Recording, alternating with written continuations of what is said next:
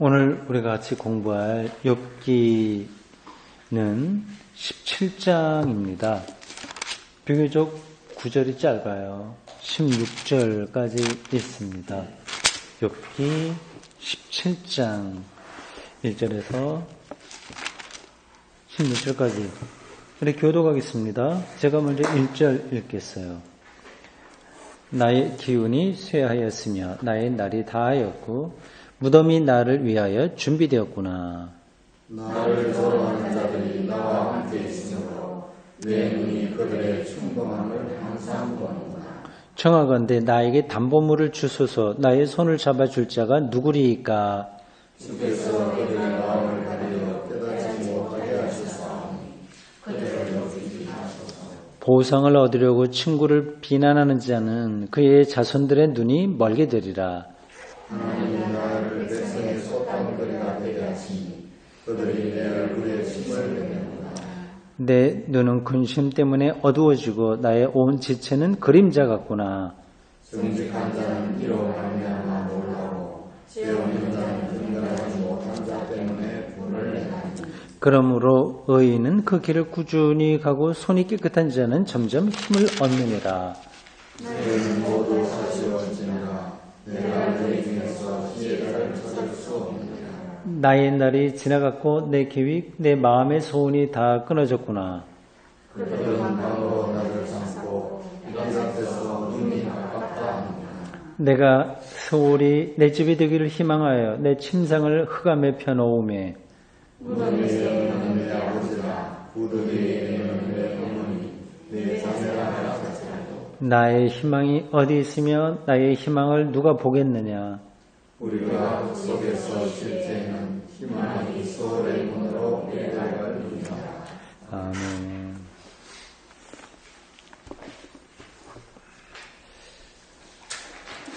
욥이 16장에서는 그 엘리바스의 두 번째 비난에 대해서 맞받아치는 식으로 자기 이야기를 했어요.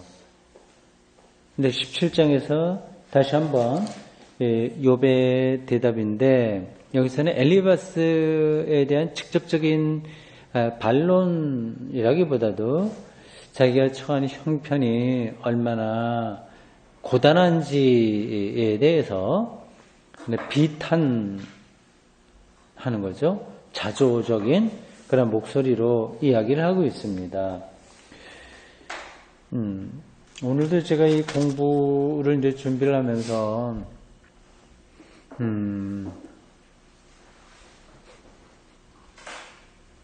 다행스럽다 생각이 돼요. 제가 목사기 때문에 꼭 그런 말씀을 드리는 거는 아니고 이 고전 중에 고전 아니겠어요? 성경이 뭐 동양에서도 고전이 많이 있는데 근데 그것에 비해서 뭐 똑같이 비교할 건 아니지만 유럽의 아주 그 정신 사상적인 면에서 우리가 성경이라고 하는 건 이제 접어놓고 본다고 하더라도 이 성경의 세계는 유럽 사상의 아주 핵심적인 토대가 돼요.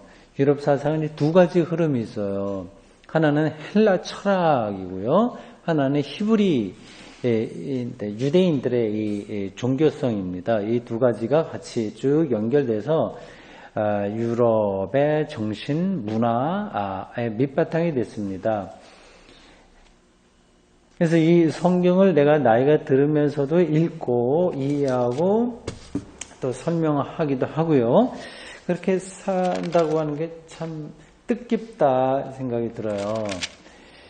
사람이 이것저것 할 일이 좀 있긴 있습니다만 이렇게 우리에겐 더더구나 성경인데 그렇지 않다고 하더라도 그 고전 중에 고전이라고 할 수 있는 이 이야기를, 이 텍스트를 나이가 좀 들어도 이렇게 읽을 수 있다고 하는 게 얼마나 다행스러운 일인가 그런 생각을 했습니다. 여기 욥이 17장에서 자기가 이제 굉장히 어려운 상태에 빠져 있는 거를 좀 서글퍼요 읽어보면 그런 정도로 쓰고 있는데 이게 아주 일목요연한 건 아닙니다. 이게 1절부터 16절까지 하나 아주 자연스럽게 모든 일이 딱 들어맞게 이렇게 기록되어 있지는 않았어요. 여러분들 읽으면은 그게 잘 나타나지 않습니다. 그냥 여러분들이 읽어서는 그런 비슷한 이야기다 생각되는데요. 이 신학 전문가들, 저도 이 성서 신학의 전문가는 아닙니다. 신학도 여러 부류가 있어요. 신학 안에도 전공이 많이 달라요. 성서 신학이 있고요. 성서 신학에서 구약 전공하는 사람, 신학 전공하는 사람이 있어요. 근데 구약 전공한 사람이 신약 성경을 그렇게 전문적으로 알지 못합니다. 교회 역사, 교회사 전공할 수도 있고, 저는 조직 신학이라서 이 성서 신학에 대해서는 이렇게 전문가답게 제가 아는 게 없어요. 그냥 조금 상식적으로만 알고 있습니다. 다만 이 전문적으로 설명해 놓은 책을 제가 읽고 좀 도움을 받으면서 여러분들에게 저의 어떤 조직신학적인 관점에서 그걸 다시 풀어서 여러분들에게 전하고 있습니다. 1절부터 여기 16절까지가 전문가, 성서신학 전문가들이 볼 때는 딱 떨어지는 말들은 아니에요. 중간에 이게 좀 어울리지 않는 것 같다 하는 그런 부분들도 있고요. 심지어는 이런 것도 있어요. 한 문장이 있잖아요. 한 절이 있잖아요.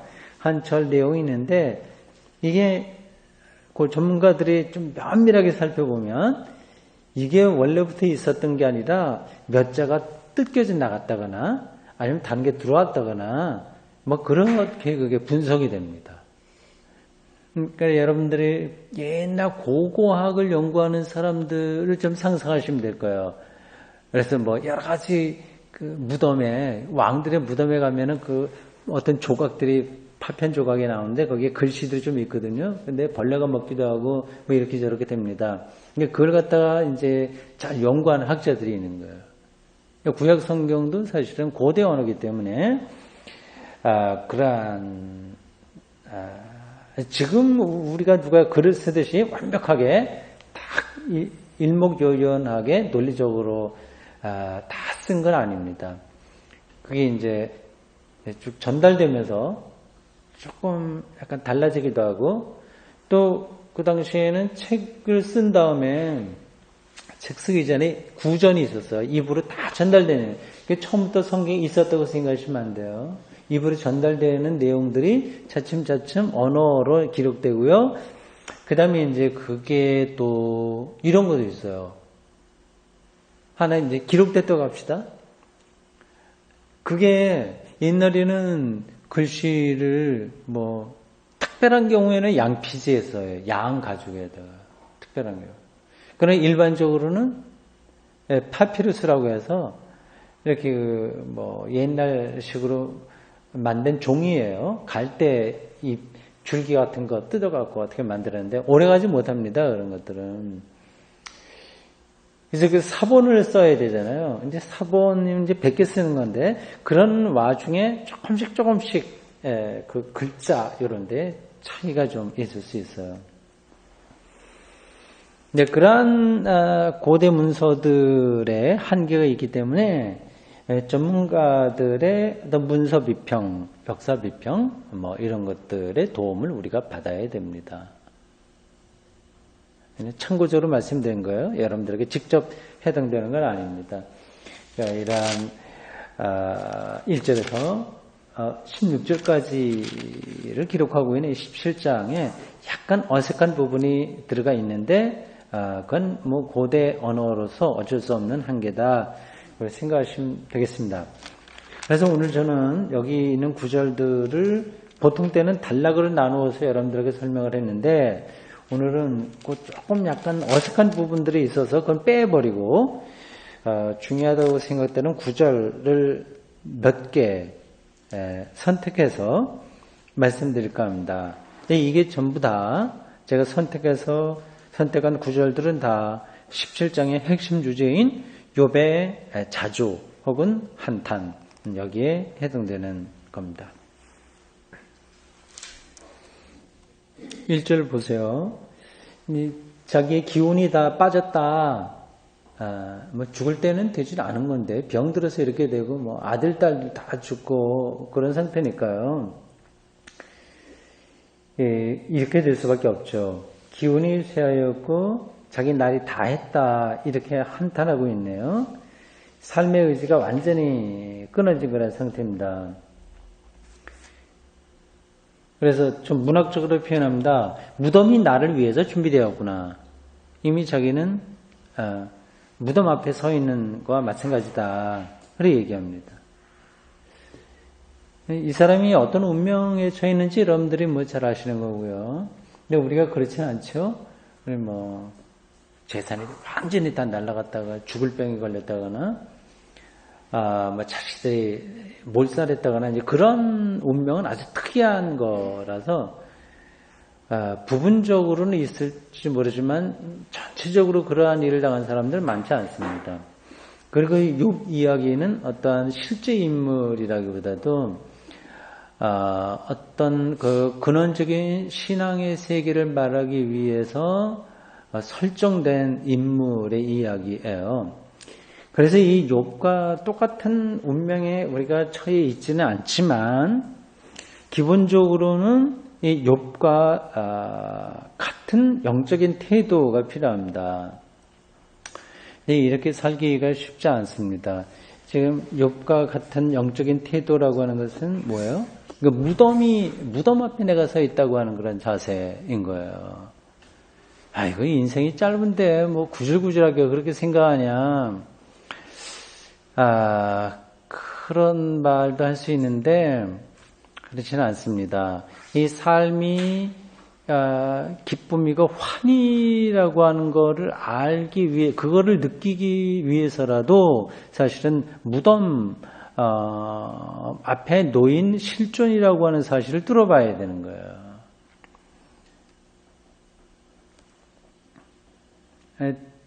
되게 이렇게 정신적으로, 영적으로 스승인 사람들은 다 그 죽음을 늘 곁에 의식하고 살았습니다. 제가 잠깐 그 유영모 선생 이야기를 했어요. 재밌으라고 여러분들에게 드린 겁니다. 유영모라고 이름 들어보신 분 드무시겠죠? 이제 유명한 기독교인이면서 동양 사상에 능통하고 유영모보다는 함석헌 선생은 아실 거예요, 이름이요. 함석헌. 그러니까 함석헌의 스승쯤 된다고 보면 됩니다. 같은 시대에 활동을 하셨는데 오히려 함석헌이 유영모 선생한테 난 스승이다 이렇게 말을 할 정도니까 굉장히 뛰어난 그런 사람이에요. 함석헌 선생도 물론 기독교인이었죠. 퀘이커교도 고요.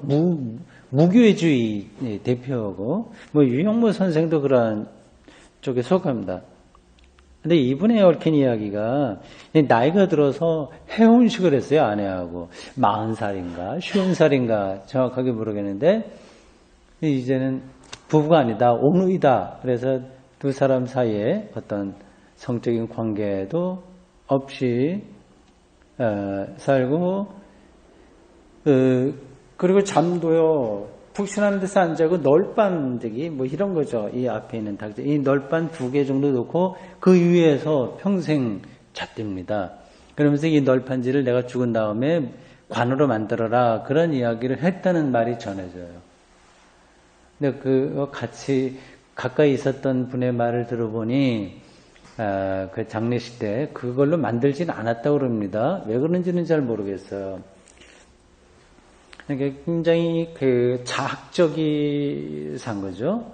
자기의 모든 욕망을 절제하는 그런 상태로 그래 살았습니다.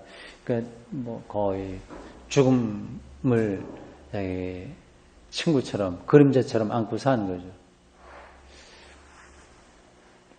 근데 여러분들도 되게 침대 생활하시나요? 집에서 침대 사세요? 아니요. 예. 침대를 관처럼 만들면 어떨까요? 아유, 처음부터. 두 사람 같이 들어가든지 한 사람 들어가든지 되잖아요, 이렇게. 그래서 죽은 다음에 그걸 그대로 갖다가 화장을 하든지 뭐든지 괜찮을 것 같습니다.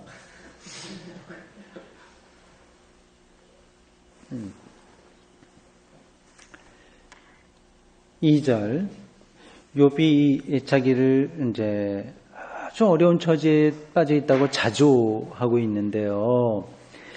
근데 자기가 당한 불행도 불행인데 더 큰 상처는 친구들의 조롱인 거예요. 친구들, 이게 참 어렵습니다. 친구들이 처음부터 의도적으로 욥을 나쁘게 하려고 와서 말한 건 아니잖아요. 좋게 이야기하려고 하는데 그게 오히려 이제 욥의 마음을 찢어지게 하는 거예요. 이 욥의 친구들은 선한 의도이긴 했는데 문제 있다. 이렇게 불행에 떨어진 거는 어디에 문제가 있으니까 그거 좀 해결해야 네 운명도 좀 새로워질 거 아니냐. 이유가 뭐냐? 고통의 이유가 뭐냐? 이 불행의 이유가 뭐냐? 계속 그거를 따지고 든 거예요.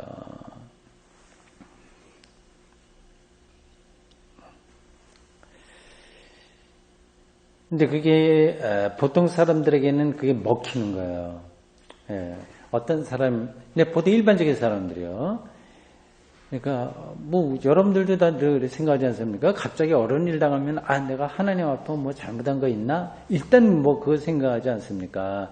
그리고 이 욥의 친구들은 그 당시에 굉장히 뛰어난 사람들이기 때문에 요즘식으로 목사라고 하는 목사, 장로 이런 사람들이 이 김집사, 이 집사 회개할 게 있는지 한번 봐요. 어떻게 해요? 이렇게 되면 하여튼 귀가 솔깃해서 이렇게 흔들리게 됩니다. 근데 욥은 그렇지 않은 사람이거든요. 도저히 그걸로 그런 친구들의 이유가 뭐냐? 위로면 위로고 충고면 충고고 비난이면 비난, 이걸 도저히 자기는 받아들일 수 없었습니다. 그게 사실 더 어려웠던 거예요. 사람이 죽을 정도로 어려움을 당하면 그건 당하면 당하는 겁니다. 그런 사람이 한두 사람이 아니니까 불치병에 걸려서 죽을 수도 있는 거고 비행기 타고 가다 사고 나가서 죽기도 하고 자동차 사고도 많고요. 또 우리나라는 아니라고 하더라도 우리나라에도 6.25 전쟁 때는 이유 없이 수많은 사람들이 전쟁에 참여해서 죽고요. 어린아이들도 죽고 그런 거 따지기 시작하면 어려운 불행을 당한다고 하는 것은 당하게 되면 어쩔 수 없이 당하게 되는데 감당하는데 도저히 자기가 이해할 수 없는 그러한 억울한 일, 불합리한 일, 모순된 거, 이건 이제 참 견뎌내기 힘든 거예요. 내 친구들이 이 욥을 향해서 뭐가 잘못됐다, 이유가 뭐냐 그걸 따지고 드는데 그걸 자기는 못 견딘 거죠.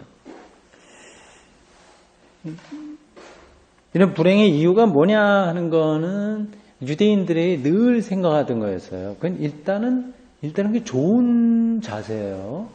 뭔가 내 탓이다 이런 자세니까 뭐가 내가 문제가 있지 이런 거니까 좋은데, 예수님 얘기도 그런 경우가 있었어요. 길 가다가 나면서부터 소경된 사람을 봤을 때 제자들이 예수님에게 그렇게 물었다고 그러죠. 누구의 죄냐? 이 사람 죄냐? 조상의 죄냐? 자기들은 그런 걸 배운 거거든요.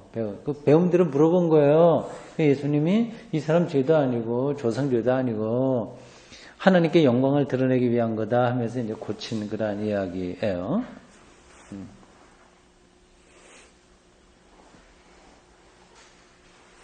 근데 통하는 이야기입니다. 이 욥의 친구들의 이야기와 예수님 옆에서 제자들이 한 이야기 똑같아요. 이유가 뭐냐? 그런데 매달리느라 정작 그 고난을 당한 사람과는 공감하지 못하는 그러한 문제가 있는 거죠. 3절. 앞부분에 이제 중요한 이야기들 많이 나오네요. 자기의 상황을 계속 지금 이야기하고 있습니다. 정말 견디기 힘든 그런 상황이에요. 3절에 보면 이렇게 말합니다. 나에게 담보물을 주소서. 나의 손을 잡아줄 자가 누구리까?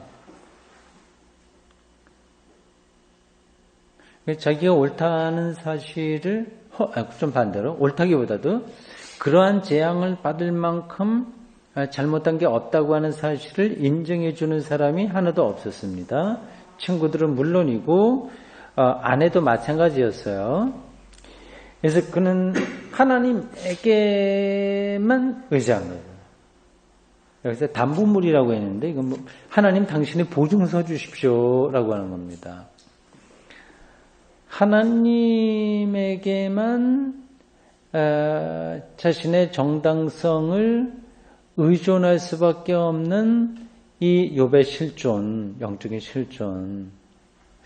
이게 한편으로는 불행한 건데 외로우니까 주변 사람들로부터 인정받지 못한다고 하는 것이 참 일반적인 사람에게는 견딜 수 없는 거거든요.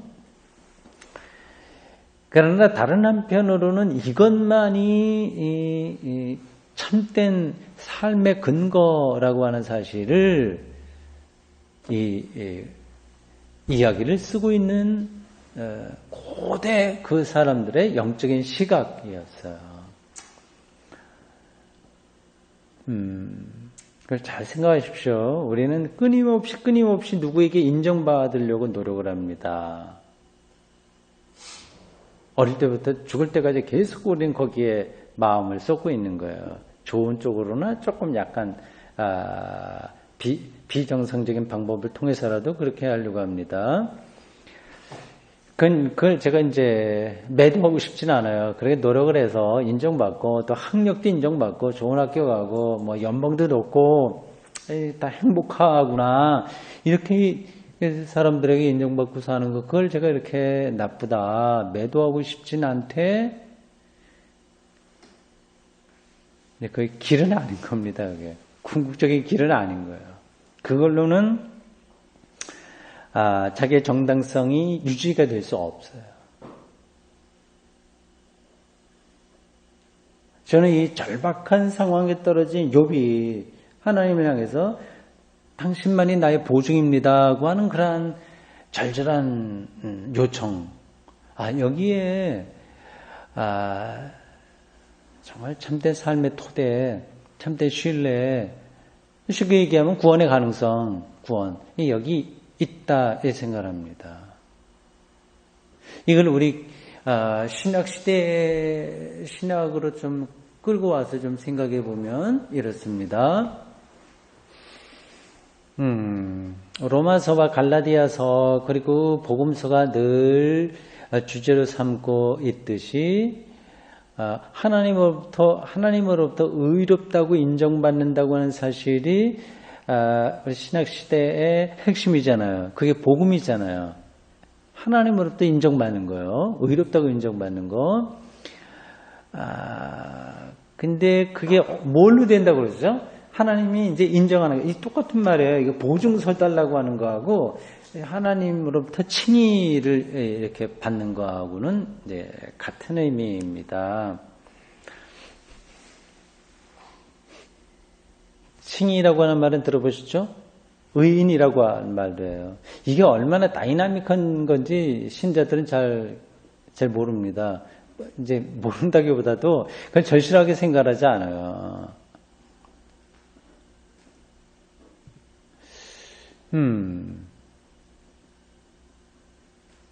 어떻게 해서 내가 의롭다 인정받는다고 하지요? 신학이 뭐라 가르치죠? 뭐를 통해서?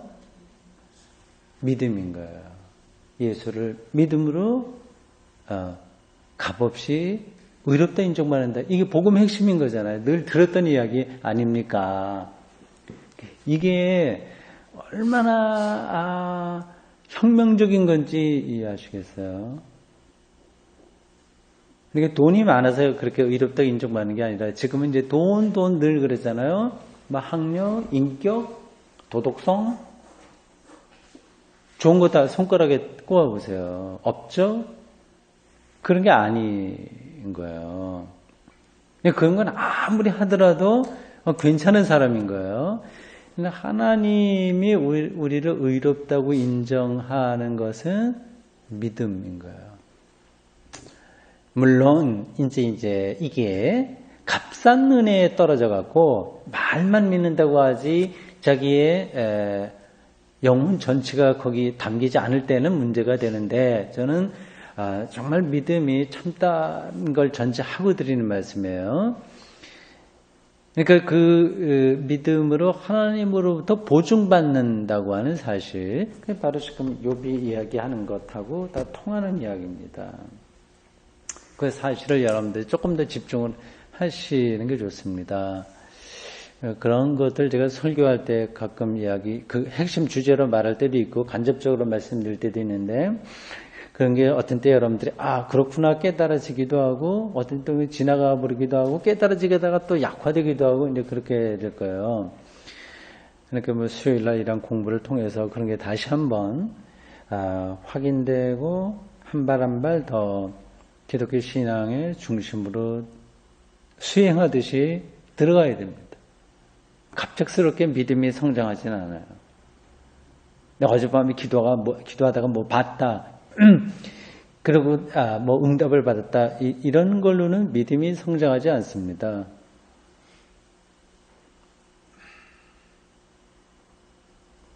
네, 오늘 여기 저도 공부 준비하면서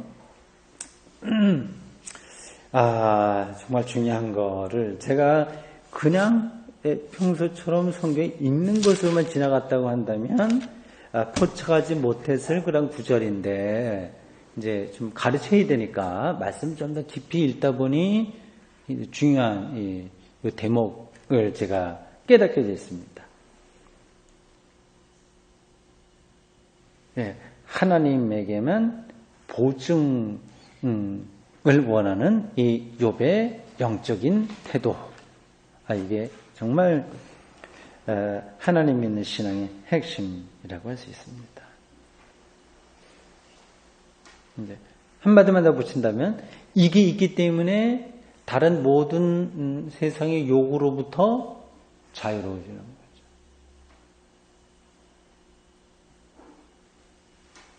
네, 다음 7절로 가보십시오.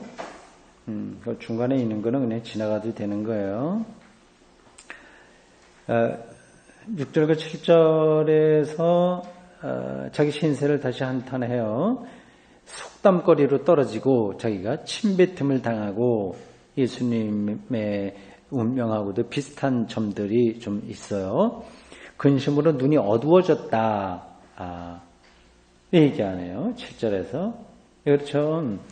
어려운 일들이 막 끊임없이 일어나게 되면 뭐 발등에 불인 것처럼요. 그거 끄기에 바쁘지, 뭐 하나님이 하시는 일에 이렇게 눈으로 밝히 보기가 힘들어요. 영적으로 피곤해지는 거예요.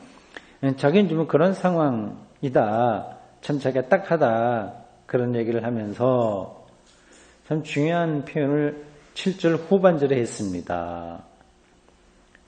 나의 온 지체는 그림자 같구나. 이거 밑줄 치고 나중에 좀 많이 생각해 보십시오. 그림자 같다. 이건 단순히 문학적인 수사, 레토릭에 끝나는 게 아니라 우리 인간 삶의 실체를 뚫어보는 이야기들이에요. 비슷한 이야기들은 물론 동양에도 있고 뭐 여러 정신적인 스승들이 말한 바입니다. 저는 이 표현이 두 가지 의미가 있다고 봐요. 여러분 강의 요약문에 7절에 해당하는 문단 아래에 1번, 2번 제가 그렇게 번호를 매겨서 정리했습니다. 그림자 같다라고 하는 이 말이 의미하는 바의 첫 번째는 요즘 말로 그게 뭐라고 얘기할 수 있는 표현이 있는데 제가 깜빡 잊어버렸습니다. 많은 사람들 같이 모여있지만 어떤 사람은 있으나 없으나 그림자 같다고 여기는 거 있잖아요. 투명인간. 예? 투명인간. 말은 투명인간이 있는데, 예? 예. 그러니까 존재감이 없는 거지, 이 사람. 이렇게 사람들이 이 사람이 있으나 없으나 없는 것처럼 생각하는 거예요. 이거 제쳐놓는 거죠. 예. 그러니까 그 사람의 심정이 어떻겠어요? 나는 없는 사람 취급을 당하는 거야. 근데 사실 그래서 이제 자기는 존재감을 나타내려고 많이 노력을 하지 않습니까? 그럼 이제 흐뭇하게 생각이 되는데, 근데 엄밀한 의미에서 보면 모든 인간들은 다 그림자와 같습니다. 인정받아봐야 요 안에 있는 거예요. 대다수 사람들은 우리를 몰라봐요. 그 시대에 유명한 사람이 된다고 하더라도 시간이 지나가 버리면 다 까마득해 없는 거예요. 그러니까 이 욥의 신세가 욥만이 아니라 사실은 우리 자신이다. 존재감이 전혀 없어서 그림자와 같다. 의아합니다. 그게 실체예요. 그게 하나고요. 두 번째는 우리가 언젠가는 다 무가 돼요.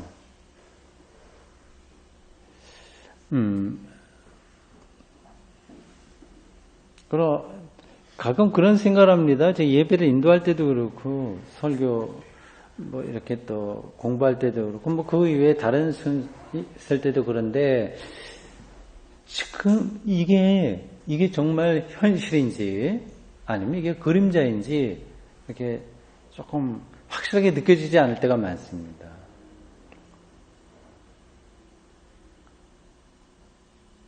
그 기시감이라고 하는 표현이 있기도 있는데 옛날에 있었던 어떤 것이 다시 느껴지는 거를 그렇게 표현을 해요. 그 기시감이라고 하는 건 아니고요. 이제 이게 다 지나가니까 금방 내일이 되잖아요. 금방 내일 되죠. 그렇죠?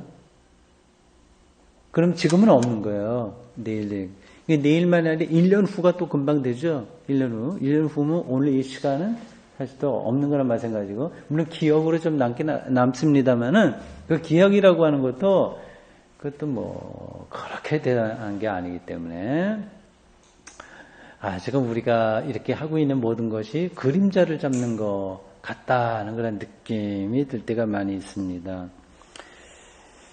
예, 그건 제 개인적인 그런 느낌이고요. 이런 거 아니라고 하더라도, 우리가 모두 무가 된다고 하는 사실, 이거는 분명한 거니까 결국은 욥의 한탄, 그림자와 같다는 게 우리 모두의 운명과 같습니다. 우리 예수 믿는 사람들은 뭐 나중에 죽어도 천국하고 부활하고 하는데 뭐가 무가 되냐? 그래 질문하고 싶으신 분이 안 계시겠죠? 네, 넘어가겠습니다.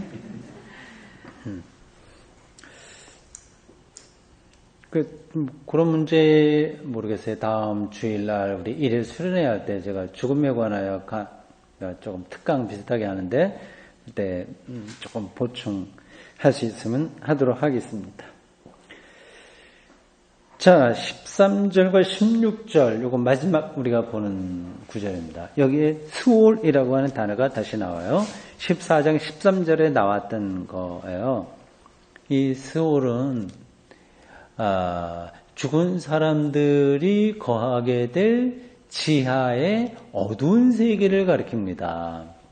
지옥하고는 조금 뉘앙스가 다르긴 하지만 뭐 그게 그거다 생각해도 돼요. 보통 음부 뭐 이렇게 번역을 많이 하는데 수울이라고 하는 말로도 표현되고요.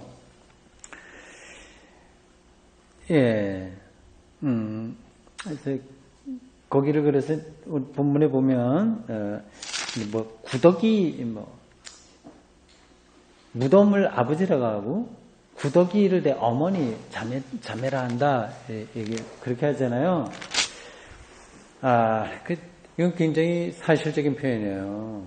옛날 사람들도 이렇게 사람이 죽으면 거기에 구더기가 끓는 거 보잖아요. 무덤 속에 들어가면 못 보지만 무덤을 이장하거나 아니면 어떤 시체들은 무덤에 안장하지 않고 그냥 버립니다. 죄인이라든지 아니면 다른 여러 가지 그러한 경우에. 그럼 나중에 이렇게 보면 그 시체에 다 구더기 이렇게 다 있는 걸 보니까 그 죽은 사람들의 가는 그 세계가 어둡고 침침하고 그림자처럼 그렇게 허무와 고통 가운데 머무는 곳이라고 생각을 했습니다. 그건 아주 사실적인 표현이에요. 그래서 고대 유대인들은 천국이라고 하는 개념을 몰랐어요. 죽음 이후에는 다 이제 수월에 빠진다고 생각했습니다. 그건 어쩔 수 없는 건데, 인간이 그렇게 된다고 하는 건 분명한데, 오늘 저는 이 수월이라고 하는 단어가, 기본적으로는 인간 미래 죽음 이후에 그 어둡고 절망적인 그런 상태를 나타내지만, 역설적으로 이게 고대인들이 그냥 이 수호를 생각한 게 아니라 이것도 하나의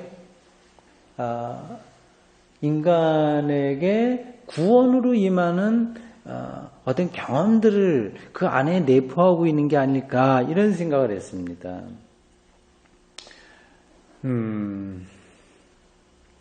이런 거예요. 그러니까 이 욥이 지금 수월에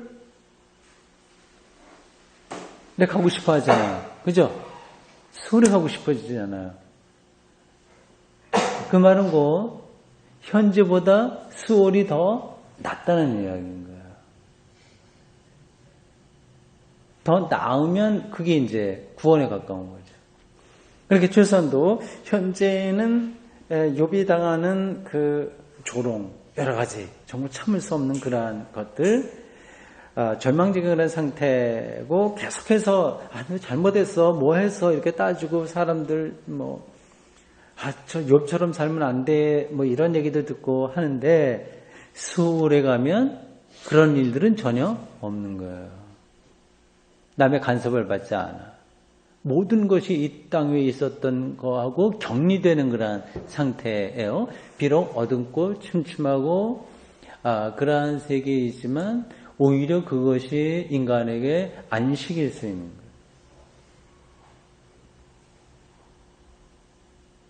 거예요. 별로 전달이 안 된 표정이네요. 안 됐어요? 돼요? 됐습니까? 다행이네요. 됐는데 굉장히 심각해갖고, 그 상태가 심각해서 그러시구나. 알았습니다. 수호라면 늘 부정적으로만 우리가 이해를 하는데 아직까지 천국 개념이 없을 때에 거기에 안식, 이 땅 위에서 계속 조롱받고 간섭받고 정말 그런 것들이 다 끊겨진 안식, 그게 없는 게 안식이잖아요. 이 땅 위에서는 계속해서 자식이 있으면 있는 대로 걱정이고 없으면 없는 대로 걱정이고 돈을 적으면 적은 대로 걱정이고 돈이 많으면 또 많은 대로 또 걱정입니다. 안식이 불가능한데 그 안식이 수월에서는 가능하니까 그런 안식이라고 하는 천국 개념이 아주 부분적으로 이렇게 전체적으로는 전혀 안 됐어요. 부분적으로 그 안에 들어있는 게 아닌가 그런 생각을 했습니다. 이게 맞다면 제가 굉장히 중요한 것을 말한 신학자가 되고 틀리면 거짓말하는 신학자가 되는 거예요. 이런 말을 한 사람이 없었기 때문에 내가 그냥 용기를 갖고 그냥 내가 느낀 걸 솔직하게 말씀드렸습니다. 이게 100% 맞는지 안 맞는지는 제가 잘 모르겠어요. 내가 들어서 한 이야기가 아니라 전체적인 그런 알고 있는 성서와 기독교 세계의 창조와 종말, 칭의, 전반적인 것을 바탕에 두고 이 수월 개념을 이야기하고 있는 이 욥기를 바라볼 때 그리고 욥의 심정으로 바라볼 때 거기에 그러한 안식이라고 하는 천국 개념이 전체적으로는 아니되 부분적으로 담겨 있는 게 아닌가 이런 생각을 했습니다. 그래서 16절에 보면 우리가 흙 속에서 쉴 때에는 이렇게 표현이 되어 있어요. 희망이 수월의 문으로 내려갈 뿐이다. 흙 속에서 이건 조금 희망하고 연관시켜서 설명하기는 힘든데 흙 속에서 쉬긴 쉰다고 그랬잖아요. 쉼. 이게 안식이니까. 수월의 쉼, 수월의 쉼.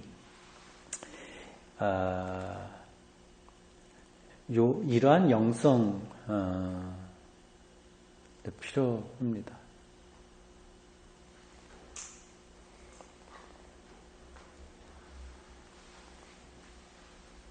예, 여러분 강의 요약문 마지막 단락 보십시오. 이제 마쳐야 되겠네요. 그거 천천히 읽어보겠어요. 고난의 대표작격인 욥은 기독교인들에게도 깊이 인물로 받아들여진다. 욥의 이야기는 깊이 인물이지만 내가 보기에는 이 욥의 이야기가 바로 나 그리고 인류 전체의 실존, 아니 실제적인 빼놓을 수 없는 삶의 모습이라고 하는 거예요. 그걸 가리킨다. 제가 언젠가 설교 시간에 말씀드렸듯이 우리 모두는 다 잠재적인 욥이다 것처럼요. 아무리 피하려고 하더라도 피할 수 없는 그런 운명이 기다리고 있다고 했어요. 이렇게 살아있을 동안에 욥이 떨어진 나락을 이해하지 못하면 이 무덤, 수월, 그러한 오직 하나님에게만 보증을 받을 수밖에 없다고 하는 이 고독한 욥의 영적인 자리, 그런 것들을 이해하지 못하면 삶을 이해할 수 없고요. 또한 하나님을 이해할 수도 없습니다.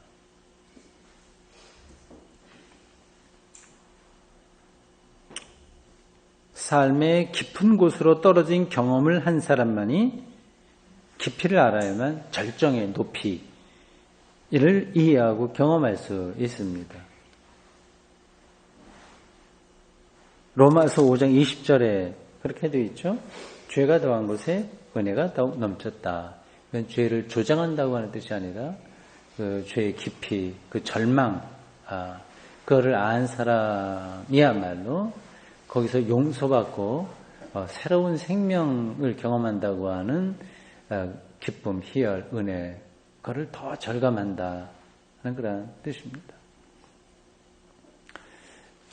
저는 이 욥기, 욥과 같이 우리가 살기를 기대할 수는 전혀 없어요. 이건 정말 감당하기 힘든 건데, 부분적으로는 다 어디에나 있을 만한 이야기이고요. 방금 여기 마지막 부분에서 읽었듯이 이거를 이제 우리가 꺼려 하는데 그럴 거 없다. 직면해야 되는 거예요. 그거를 피하지 말고. 죽음도 직면해야 되고, 무덤, 구더기, 이런 것들을, 그러한 단어들이 주고 있는 어떤 세계에 그런 것들을 직면할 때만, 하나님 안에서 우리가 얻게 될 생명과 구원의 그 기쁨, 그 설렘, 희망, 그걸 알 수 있습니다. 또 욥의 나락을 알아야만 지금 현재 우리가 살아있고 존재한다고 하는 사실에 대한 희열, 그리고 이 삶이 얼마나 현재 중요한지를 알게 되는 거죠.